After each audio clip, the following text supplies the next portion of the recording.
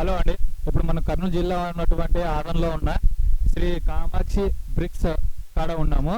అలాగే ఇప్పుడు ఇక్కడ యువ పారిశ్రామికవేత్త అయినటువంటి కామాక్షి వెంకట గారి దగ్గర ఉన్నాము. ఈ బ్రిక్స్ ఎలా తయారు చేస్తారు, ఎలా ఇంపోర్ట్ చేస్తారు అనేది మొత్తం అని తెలుసుకున్నాం ఆయన ద్వారా తెలుసుకున్నాం. హలో హలో సార్, నమస్తే. మీరు ఇక్కడ బ్రిక్స్ అనేది ఇక్కడ ఎన్ని ఏళ్ళ నుండి రన్ చేస్తున్నారు? ఇది 3 సంవత్సరాలు పూర్తి అయిపోయి 4వ సంవత్సరంలో అడుగు పెడుతున్న ఈ వ్యాపారం. ఎలా ఉందండి ఇక్కడ ఉన్న బ్రిక్స్ పరిశ్రమ? ఎలా ఉంది ఇప్పుడు? ఎలా రన్ అవుతుంది? ఎలా రన్ చేస్తున్నారు? పర్లేదండి, దేవుడి దయతో కస్టమర్లు కూడా మాకు చాలా సపోర్ట్ చేస్తూ సక్సెస్ఫుల్గానే మేము ఈ బిజినెస్ రన్ చేస్తూ ఉన్నాం.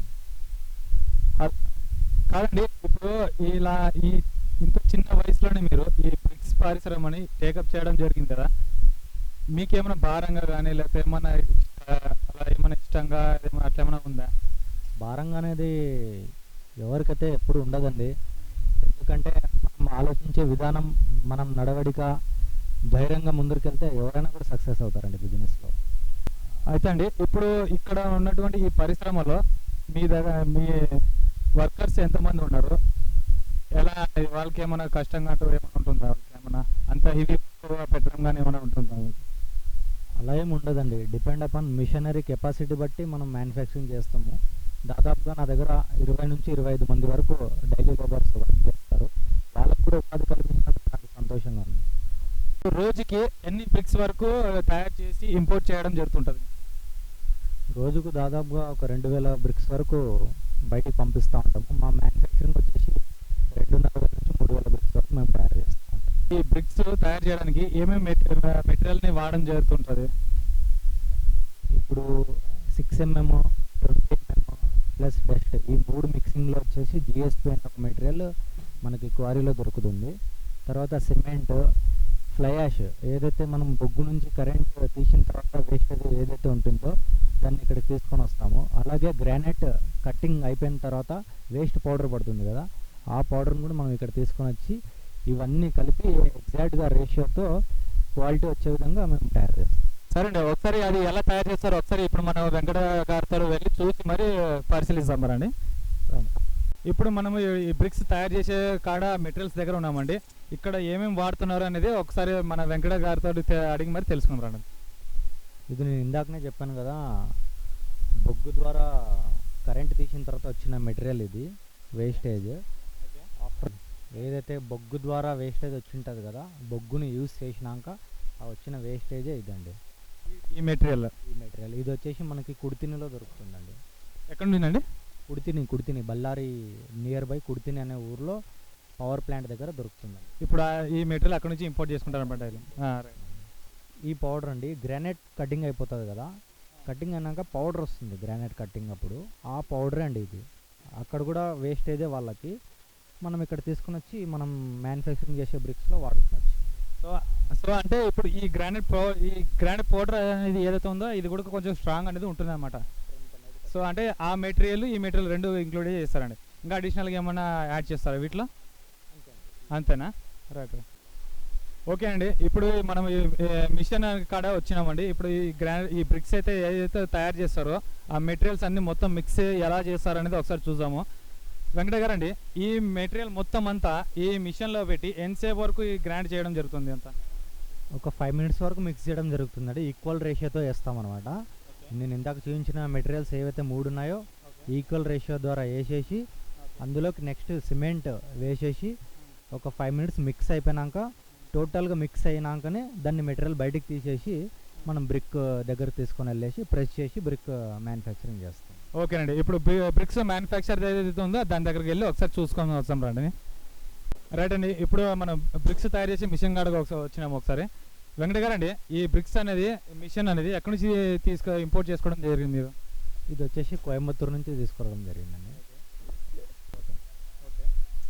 అంటే డైలీ ఎన్ని బ్రిక్స్ వరకు తయారు చేయగలదండి ఈ మిషన్? దాదాపుగా 2000 బ్రిక్స్ వరకు తయారు చేయగలం. 2000 వరకు రోజుకి? ఒక రోజుకి. ఈ మిషన్ అనేది ఎలా ఆన్ చేసుకోవాలి, ఎలా ఫంక్షన్ చేస్తుందో ఒకసారి చెప్తారా? ఈ మిషనరీ ఎలా అంటే, మనకు అక్కడ మిక్సింగ్ అయినటువంటి మెటీరియల్ ఏదైతే ఈక్వల్ రేషియోతో మేము మిక్స్ చేసినటువంటి మెటీరియల్ ఒక చిన్న బండి హెల్ప్ ద్వారా ఇక్కడికి తీసుకొని వచ్చేసి ఇందులో మనకు ఎంత కావాలనో అంత మెటీరియల్ అందులో పోసేసి ఆఫ్టర్ దట్ మనం వైబ్రేట్ ఇచ్చేస్తే ఒక బ్రిక్ యొక్క స్టాండర్డ్ అనేది అక్కడే వైబ్రేటర్లోనే ఫామ్ అవుతుంది అనమాట. ఆఫ్టర్ దట్ మనము మోల్డ్ ద్వారా పైకి కిందికి అనడం వల్ల ప్రెస్ అయిపోయి బ్రిక్ తయారైపోతుంది.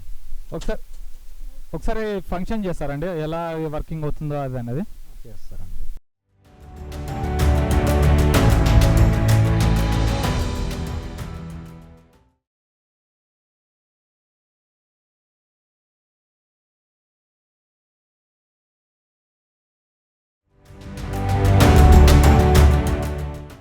ఇప్పుడు మీరు ఇందాక అన్నారు కదా ఒక్కొక్క బ్రిక్స్ ఒక్కొక్కసారి డిఫరెంట్ సైజెస్ అన్నారు కదా, మరి ఇప్పుడు ఇది బ్రిక్ అనేది ఎంత ఉంటుందండి, ఇంచెస్ కానీ హైట్ కానీ ఎంత ఉండొచ్చు?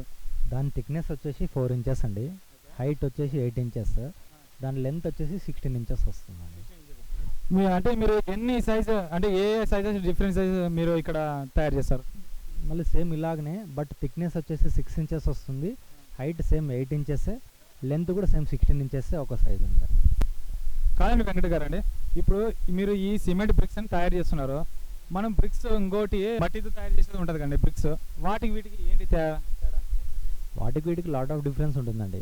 దీని కన్స్ట్రక్షన్ కాస్ట్కు దాని కన్స్ట్రక్షన్ కాస్ట్కు దాదాపుగా 30 to 40% మనకి డిఫరెన్స్ వస్తుందండి. ఇందులో ఏంటి మనకి లాభం అంటే, ఈ బ్రిక్తో కట్టడం వల్ల మ్యాన్ పవర్ తక్కువ ఉన్న కన్స్ట్రక్షన్ ఏరియా వచ్చేసి ఎక్కువగా కట్టచ్చు, ప్లస్ పెద్ద కన్స్ట్రక్షన్ కూడా అయిపోతుంది. అండ్ సిమెంట్ మనం ఏదైతే కన్స్ట్రక్షన్లో యూజ్ చేస్తామో అది కూడా మనకి తక్కువ సిమెంట్లోనే కన్స్ట్రక్షన్ అయిపోతుందండి. మీరు చెప్పినట్టు ఇవి వచ్చేసి ఇప్పుడు ఫైనల్ స్టేజ్లో ఉన్నాయి, ఇప్పుడు ఇవి ఎక్స్పోర్ట్కి రెడీగా ఉన్నాయని అంటారు. ఇవి ఇప్పుడు ఒకసారి ఎలా ఉన్నాయి, ఎలా క్వాలిటీ ఎలా ఉన్నది ఒకసారి వెళ్ళి చూద్దాం ఒకసారి. ఓకే అండి. ఓకేనండి, ఇప్పుడు మనం బ్రిక్స్ మొత్తం లాస్ట్ స్టేజ్కి వచ్చిన కాడికి వచ్చి చూస్తున్నామండి. నేను కూడా చూస్తున్నాను, బ్రిక్స్ అనేది బాగా చాలా స్ట్రాంగ్గా ఉన్నాయి, అందులో వచ్చేసి బాగా లెంత్గా కూడా ఎక్కువ ఉన్నాయి. మన వెంకట గారు చెప్పినట్టు ఆ చిన్న బ్రిక్స్ కంటే ఈ బ్రిక్స్ చాలా బెనిఫిట్స్ అనేది నాకు నా ఫీలింగ్ అనిపిస్తూ ఉంది. ఎందుకంటే టైం టేకింగ్ సేవింగ్ కూడా బాగా అలాగే అనిపిస్తుంది, కన్స్ట్రక్షన్ కూడా త్వరగా అయ్యే ఛాన్సెస్ కూడా చాలా ఉన్నాయి. బ్రిక్స్ అయితే చాలా క్వాలిటీ కానీ క్వాంటిటీ కూడా, క్వాలిటీ అయితే హైలైట్గానే అనిపిస్తుంది. ఒక్కొక్క బ్రిక్స్ వచ్చేసి ఈ ప్రైస్లో ఇస్తున్నారంటే కనుక బెటర్ అనుకోవచ్చు. మన ఈ శ్రీ కామాక్షి బ్రిక్స్ అనే వాళ్ళ దగ్గర ఇది ఎక్కడంటే మన ఆదోన్లో, కర్నూలు డిస్టిక్లో ఉన్నటువంటి ఆదోని ఈ అస్పారి బైపాస్ రోడ్లో ఉండండి. ఒకసారి మీరు కూడా ఒకసారి క్వాలిటీ ఒకసారి చూసుకొని సెలెక్ట్ చేసుకొని మీరు బ్రిక్స్ కొనాలని అనుకుంటున్నామండి. మేము కూడా ప్రతి ఒక్కరికి ఉంటుందండి, ఇల్లు కట్టుకోవాలని ప్రతి ఒక్కరికి అందరికీ డ్రీమ్స్ అనేది ఉంటుంది.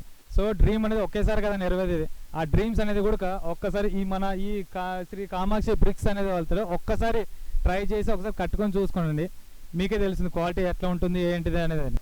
ఓకేనండి, యువ పారిశ్రామికవేత్త అయినటువంటి శ్రీ కామాక్షి బ్రిక్స్ అయిన వెంకట గారికి ఈ బ్రిక్స్ తయారీని ఎలా చేయాలని చెప్పేసి చూపించినందుకు, మనకి ఎలా తయారు చేస్తున్నారో అని కూడా చూపించినందుకు వెంకట గారికి చాలా థ్యాంక్స్ అండి. మా ఛానల్ తరఫున కూడా చాలా థ్యాంక్స్ అండి. మా ఛానల్కి అంతా ఈ బ్రిక్స్ ఎలా తయారు చేస్తారో అనేది మొత్తం చూపించినందుకు చాలా థ్యాంక్స్ అండి.